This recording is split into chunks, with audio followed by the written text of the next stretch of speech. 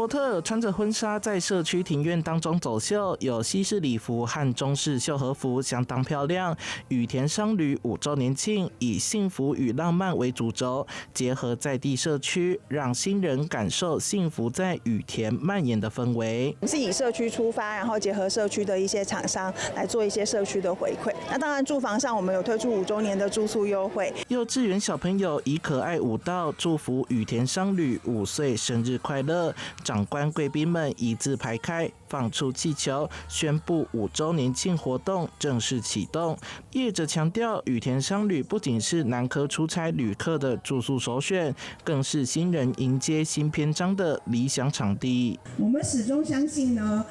旅馆它不是只是提供的住宿的地方，我们希望所有的旅人他们在忙碌之际来到了羽田，都可以感受到家的安心跟温暖。为了回馈旅客，羽田商旅在脸书上发起活动，邀请粉丝祝贺羽田商旅生日快乐，按赞分享就可以参加抽奖，有机会抱回阳光套房住宿券。记者说怀谈的报道。